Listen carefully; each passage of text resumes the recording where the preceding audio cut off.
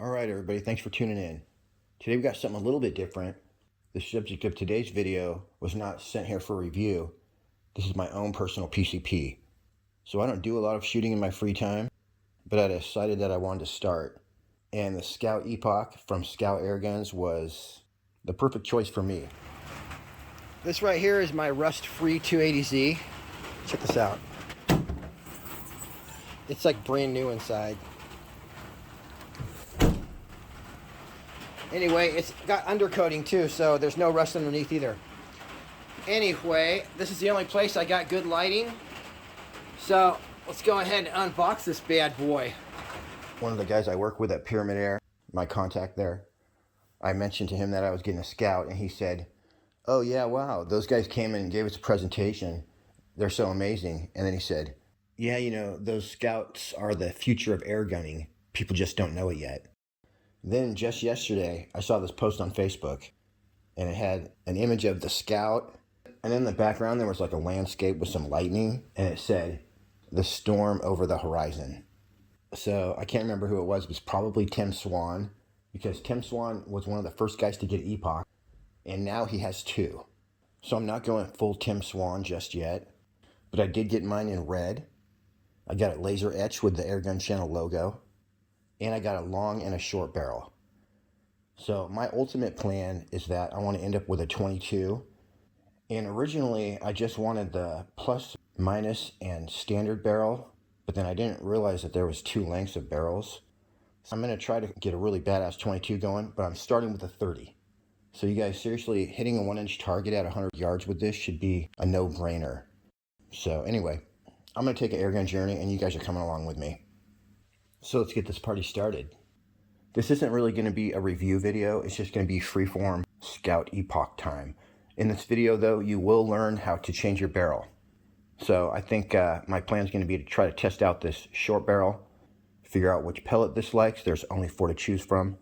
And then we'll at least swap the barrel at the end. If I have some time, we'll do some shooting as well.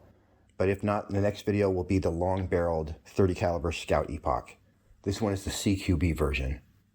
We'll get to some bullseye killing and target annihilation momentarily. We'll go crossways to the rim right there. Oh, look at that. Oh wow, strawberry juice everywhere. But I did go ahead and clean the gun with a pull-through cleaning system.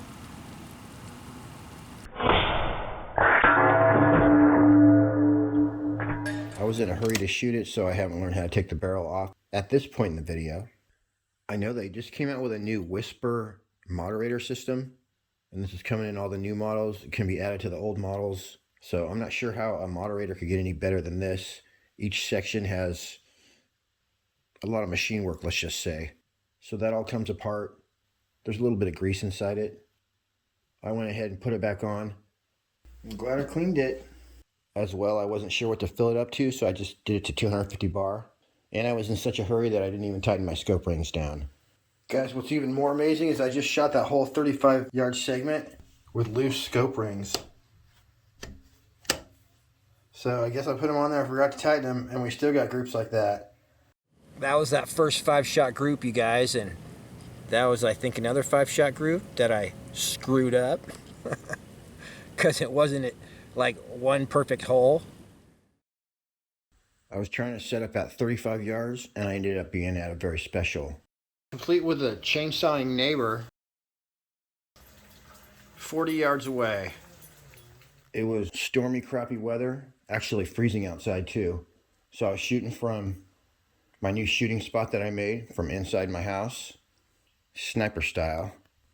I had my cat watching my 6, because I'm not trying to get attacked by a coyote that sneaks through my window while I'm shooting. I had already heard that these 30 calibers love the 44 grains, but I intended to test 3 different 44 grains and 2 different 50 grains.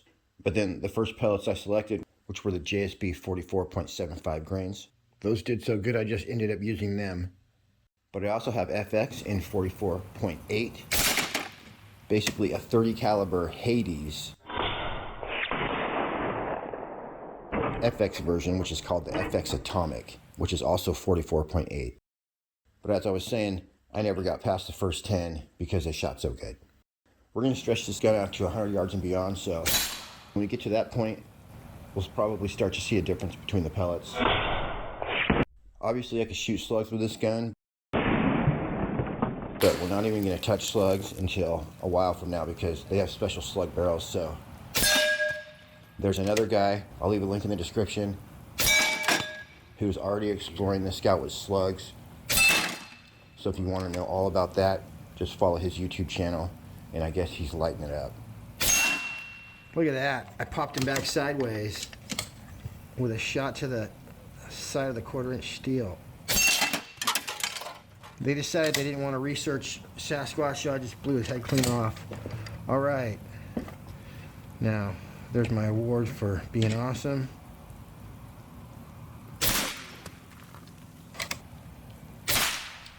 Yep. All right, looking good and feeling fine. I'm in a single shot load. Fire timer on. I'm going to start off with the 44.75 grain JSBs. Damn it. Hit that trigger. Must be shooting high because I accidentally knocked over homeboy Roy right there. All right.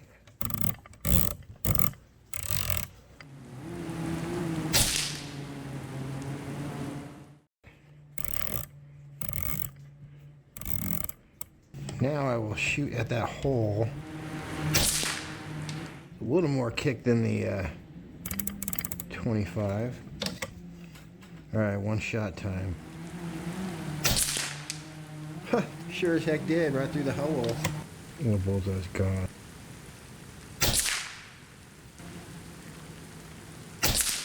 Oop. That was the exact same hole. Alright, this is gonna be awesome. Check this out. This is great. I gotta get used to this gun though. I don't quite have... I mean, it's only my 3rd shot. I don't quite have it down yet.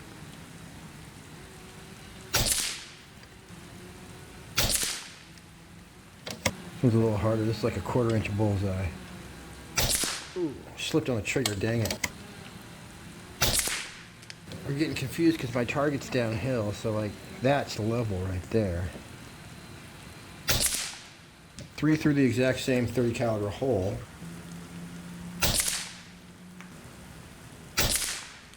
That was me. Got all wiggly, but dang. Alright, let me just keep clicking over. So you guys, this is the first time that I ever shot this gun. So this right here is one of the first 10 or 15 shots out of the barrel.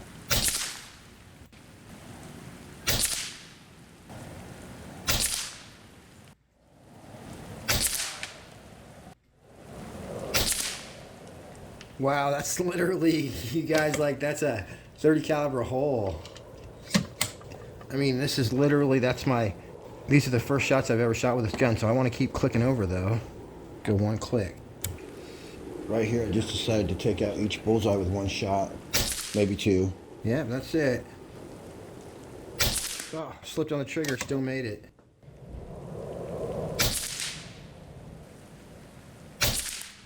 I want to practice with this rifle until I don't make any more mistakes ever. So it just kept nailing bullseyes with nothing even close to a miss.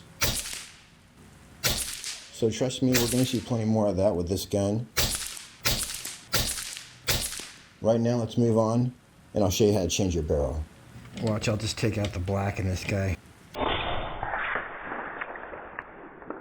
Alright, meow, it's time to show you how to swap your barrel from a long to a short barrel, which I could literally do without rushing in 30 seconds blindfolded. It's that simple. But first, here's a look at the stock moderator system and the new whisper system. If you have the stock moderator, which is this red one right here, you can add the whisper system, which is basically a set of really tricky shaped baffles.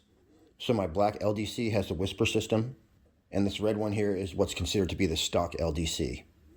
I personally like the look of this air stripper in the stock version, but if you're looking for a little extra sound suppression, you can throw these baffles in there. It actually comes with 4, and they just squish in there.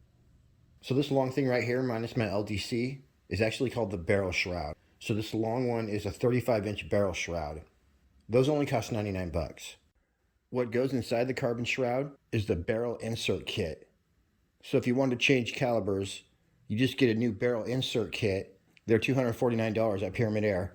And that'll come with an air shredder, a magazine, your barrel or liner, as they call it, a caliber specific barrel breech, and those are color coded, so my 30 caliber is red, a lock nut, and a caliber specific pellet probe. So when you get done changing out your caliber, or maybe you just want a different size barrel liner, your barrel breech, which is this red end, it's going to be the exact same size, but it's going to have, your caliber built into it. So at the end of the day though, when you're swapping your carbon shroud, it's always just going to go in and out super easily, like I'm about to show you. So the first thing you're going to do is loosen your barrel locking nut. And this little hole right here is actually shaped like an Allen key. So you'll take your 3/16 Allen key out of your toolkit that came with the Skout, and then put that in there. That's just going to give you leverage to loosen it. This is just hand tight, but this nut here is the main thing that holds your barrel in place. So you're going to want to tighten that pretty firmly. Just spin that baby off of there. And then inside here is your compression ring, and that's basically squished in there by your lock collar. And this part right here, the barrel locking base, that stays in your gun. Now on the rear of the gun where you load the magazine, on the right side, you're going to see this little push button lever, and that's just a spring-loaded lever that pushes in and out. And that's just basically holding your ratchet knob in whatever position you leave it. So I would depress my lever in the back, and then move my ratchet knob into the up position, which is loose.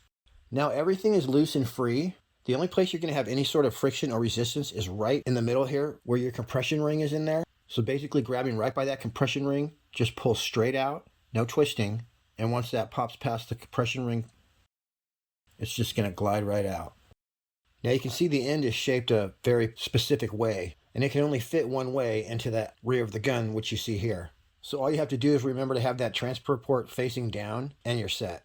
You're going to go ahead and remove the compression ring and the lock collar from the shroud, and you'll stick it on the new one the exact same way. This is shaped a very specific way, and all you have to remember is to put the transfer port down. So you just slide that in there gently. Once again, transfer port facing down. And when you get it to the end, just give it a little bit of a wiggle, and it'll pop right in there. So right there, there should be no gap at all. And then your barrel should look pretty much like that. Then you're going to slide your compression ring down there and tighten your lock collar, but not all the way, just a little bit. And then you'll go to the rear of the gun, and while you're depressing that lever right there, you're just going to pull that ratchet down as hard as you can, and it'll snap right into place. Now your barrel's tight. Last thing you're going to do is tighten your lock collar, hand tighten it, get it nice and snug, and you're set. And boom. Now I just went from a 25-inch barrel to a 35-inch. So this gauge right here is going to read the pressure in your air tank once you open the valve. This gauge up here is going to be your low pressure gauge, and that can be manipulated by that wheel right there, plus and minus. But you're hardly ever going to touch that. There's no air in my gun right now, but they say that's usually around 150. On the other side, this is your high pressure gauge, and that's going to be manipulated by your HP wheel right there, and that's what you're going to do up and down for velocity adjustment. I'll give you a more detailed explanation of exactly what these dials and adjustments do at the end of this video. For now, let's do a little bit of shooting at a very special 51 yards away. More or less nailed it. All those groups that I shot at 40 yards, that was accurate, but it was actually shooting the 44.75 grain at 845 feet per second. For the best accuracy, we want that going between 880 and 890. So when I got ready to shoot at 51 yards, I went ahead and just kept bumping that wheel up a little bit until eventually I got it between 880 and 890, and I called it good. 884, I think I'm going to stick with this one. All right, that's it right there, buddy. We're tuned. Fire timer on. See where we're going to hit. These, those are like 30 caliber bullseyes. I'm going to have to turn it down. After you adjust your velocity with your high pressure wheel, you do need to give it a shot or two to let the settings take effect. So in a few shots here, you'll see the regulator settle into a consistent speed. I'm gonna say this bullseye ain't gonna last long. Oh, that was me. That wish I would have skipped my coffee today. All right, let's make this official. One more practice shot. There it is. All right, all these bullseyes gotta go.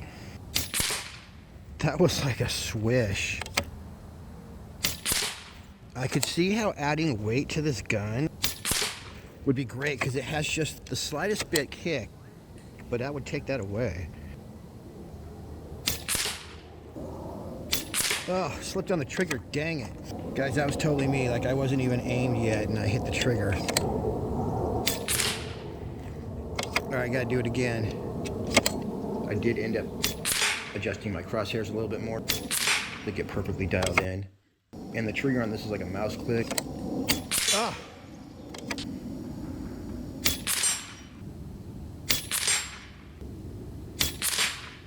That was a little slippy, but yeah, there's 5 shots, guys.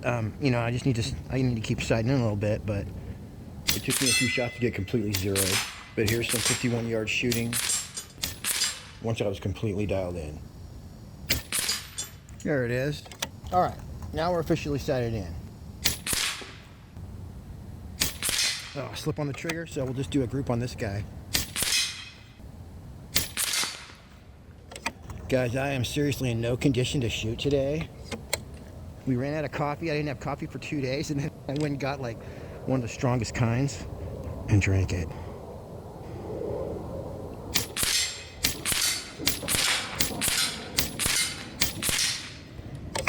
Even shaking like a leaf, you guys. Freaking killing it. Try to do some 5-shot groups.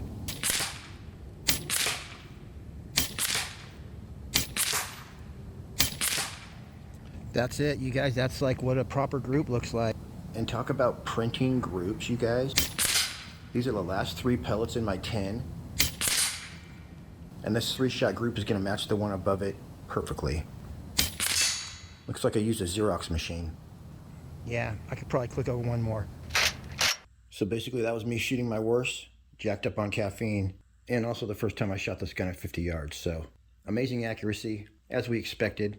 But I know I could definitely get better at shooting it. So the next video will start at 50 yards and we'll stretch it out to 100. As well, we're gonna have all sorts of nerdy information about how to tune your Epoch. For instance, with the adjustment of your low pressure dial and I think possibly your dwell time, you can get your standard deviation down to very low numbers. So all my 30 cal is tuned pretty good. It gets better than this. So you can look forward to that. For now, I'm gonna leave you with some 50-yard carnage. Smacking targets with a 30 caliber is always tons of fun. And when you can hit them dead center every time, it's even more awesome. Here's a look at some of the different colors that I saw at the Pyramid Air Cup. There will be a link in the description. You can go through Skout Airguns if you want a fancy color or a fancy finish. If you want a black model though, or any of the accessories, you can go through Pyramid Air. Links in the description. But at Pyramid Air you can get the barrel insert kits, your 35-inch shroud. They got a super awesome bipod, the shooting weight that fits on there, and of course the Arca rail. And we'll get up close looks at all these things in future videos. I'm actually waiting for, I'm not sure what they call it, but the monopod that goes in the back, and then I'm going to start shooting off the bipod.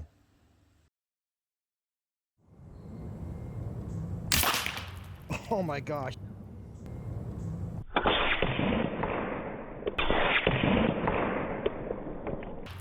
Oh my gosh. I don't think I've ever seen an egg actually vaporize. Oh, the sound of that thing hitting the egg. Oh my gosh.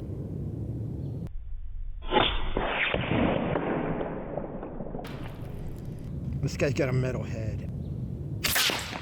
Oh, that was so cool.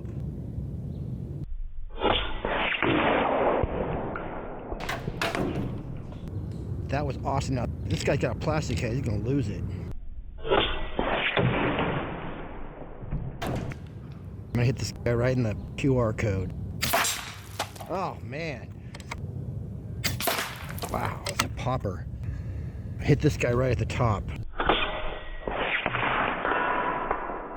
Oh, did you see that?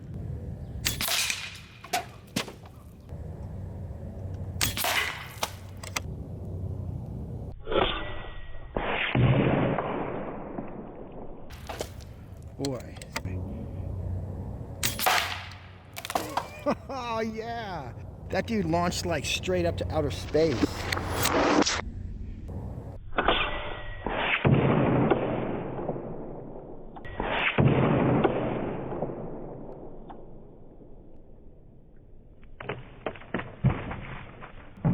We're going to get deep into the tuning of the Epoch in future videos, but real quick I'm just going to give you an overview of what the different gauges are doing. So right here is the source gauge. It's going to tell you the pressure in your tank. It only works when it's on, and you can fill it up to 4,500 psi. On the same side is your low pressure gauge. This displays the air pressure that's being fed to your solenoid pilot valve, and this is basically low pressure air that's used to control the Epoch's main valve. This is normally going to be between 170 and 200 psi, but may run as low as 100 psi when you're tuning for 177 caliber, and as high as 193 psi when you're operating against higher valve pressure to reach higher velocities at larger calibers. Like I say, we'll explain this all in more simple terms in future videos. Opposite those two valves, all by itself on the other side next to your burst disc, is your high pressure valve. And this is the one that you're going to adjust with your HP dial. And it's basically displaying the air pressures in the Epoch's firing valve. So it's basically the pressure that's used to propel the projectile. Adjustment of this pressure along with valve dwell timing adjusts the velocity of each shot. So your high pressure valve pressure can range from just above 400 psi for 177 calibers to over 2,500 psi, achieving 1,000 feet per second with 44 grain, 30 grain pellets. So once I used my HP wheel to get my 44.7 grain going 890 feet per second, according to what my low pressure gauge read, as I recall, I think it was up around 170, but it should be around 150. So I could then adjust my LP wheel and get that more in the zone where I want, and eventually you'll achieve the tightest groups possible. Alright everybody, that's it for me on this one. Like I said, we got a lot more coming at you with this Airgun channel special edition Epoch, so stay tuned. Till next week, happy shooting. We'll see you on the next one.